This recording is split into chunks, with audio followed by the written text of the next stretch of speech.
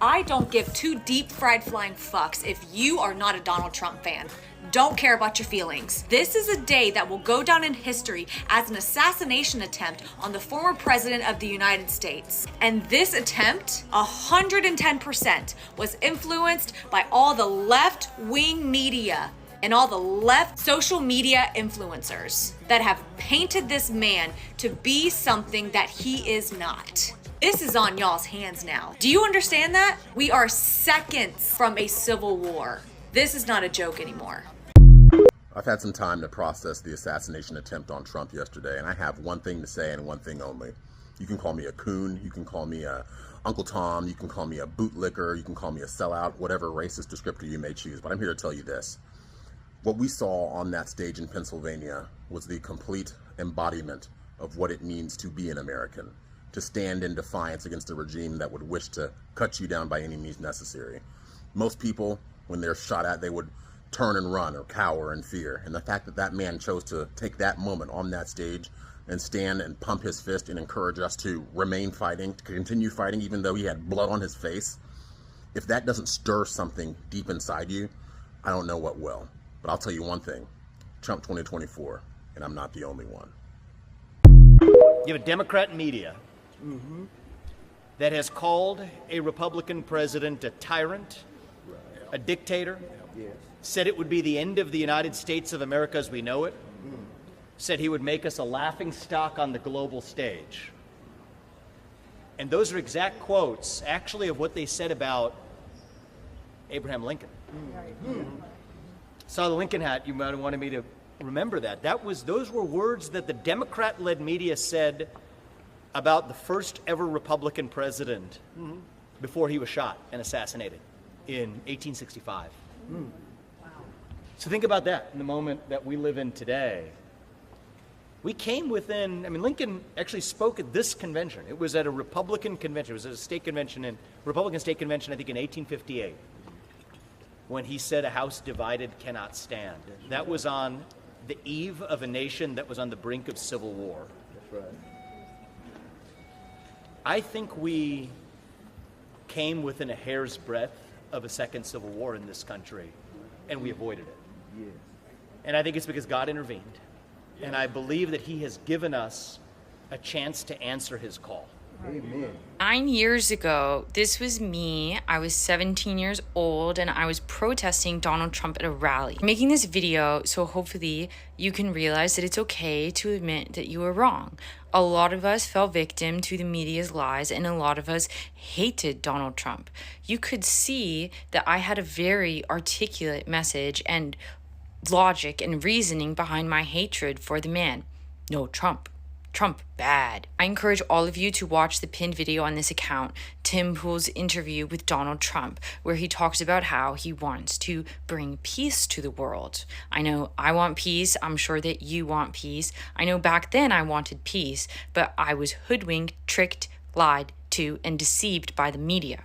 Don't be afraid to let go of your ego and admit that you were wrong. Our country depends on it. Last night, we all saw a strong man stand up after being pew-pewed in the face. Don't be a coward. We cannot grow as a country if everyone is scared to say what they're thinking. And make sure you're actually thinking. Here, I was not thinking. I was believing. You cannot think and believe at the same time. You know what else I'm sick of? You know what else I'm sick of? I'm sick of hearing he's a threat to democracy, he's a threat to democracy. How the fuck is he a threat to democracy? How? Because this isn't a fucking democracy, it's a fucking republic, and I'm tired of hearing you say this shit. This is not a democracy, this is a republic, and how is he a threat to the republic? Because he was there for 4 years and he gave you the greatest fucking economy in human history. You were the safest that you ever been, ever in your life, and you had the greatest energy independence ever in human history, in United States history.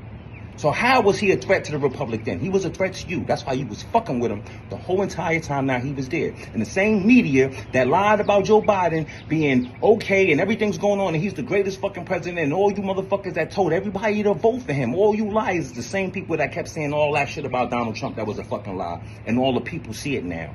So now it's up. The jig is up. The grift is exposed. We know none of you motherfuckers are really leaders, and someone is your puppet master. We're gonna put Donald Trump in office. Doesn't matter who you pick. We not fucking with none of them. None of them. It's over. Retired Green Beret and Level 1 sniper explains why the Trump shooting must have been an inside job. Hey, what's going on, everybody? I'm here to tell you why the shooting of President Donald Trump yesterday, without a doubt in my mind, was a planned and coordinated attack on the president inside our government, our local agency, or police force. Here's why. My name is Matthew Murphy, and I am a retired Green Beret, retired from this Special Forces group, but I'm also a Level 1 sniper, which means that I have graduated the highest level of training for snipers that you can do in special operations. We're trained, I'm going to avoid confidential or classified terminology. We're trained in assassinations and counter assassinations for the very reason, case in point, yesterday, the shooting of President Donald Trump. So, first of all, anywhere the president's going to go, there are teams from the Secret Service that go out days, if not weeks, if not months, before the president will ever be at that spot. And they do a site security assessment. And they do that with the local police forces and agencies to ensure that every potential security threat or vulnerability is secured and, of course, protected against. Now, this is done way before Donald Trump will ever get there, and they know every place that the president will be, and the sniper team especially is responsible for ensuring that no one can take a shot at the president. Now, that does not mean that the sniper team just sets up with their guns and scans the crowd and shoots. No, what they do, the most important thing they do pre-Donald Trump showing up, is within a 360-degree environment of that podium of the president, they ensure that there is not a place that is open that will be accessible by someone with a rifle to take a shot at the president. So they make sure those places are barricaded off, inaccessible, and heavily guarded, so there is no way you are going to get to the place where you can even shoot the president with a rifle before the president shows up. Then they scan the crowd and those places of the rifle just in case by some miracle you do. Now, you're not going to tell me, I don't care who you are, don't listen to the media, nonsense anyways, I think most of us know that by now, that some 20-year-old kid that looks like he played Dungeons and Dragons in his mom's basement is trained on a gun, especially a sniper rifle like that, is a registered Republican, and then can access anywhere near the vicinity of that crowd, of that event, with him not dressed in a uniform and that sniper rifle. He was wearing American flag t-shirt and pants, and he had a rifle. You're going to tell me that that kid went through all this levels of security, somehow got into the closest building to the president, then accessed the rooftop of the closest building to the president, then had the time to unpack his rifle, lay down in the prone, and then take 5 to 8 well-aimed shots at the president before he was decisively engaged by the Secret Service's counter sniper teams or a local police department. I don't know who they were. Most likely police.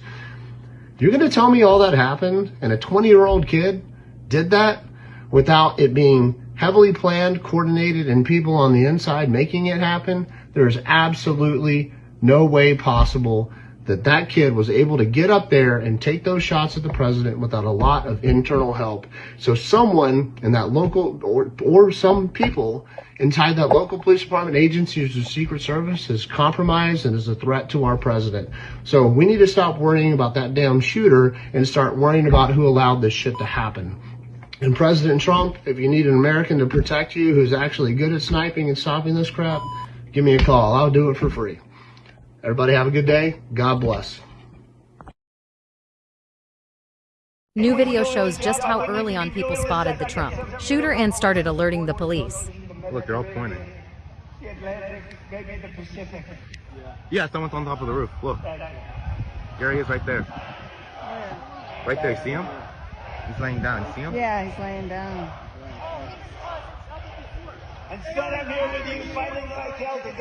What's happening? And to make sure we take back the White House, because if we do, we're going to make America better than ever before. We're going to make it. Yeah, look. There he is. Because we have millions and millions of people in our country that shouldn't be here. Dangerous people. Criminals. We have criminals. We have drug dealers. We have people that should not be here. It's much tougher than it happens. You went right on the roof again. Breaking news, locals in Ireland set fire to construction. Equipment for migrant center in Ireland. In Coolock, residents have driven away construction workers and set their equipment. Ablaze as tensions escalate.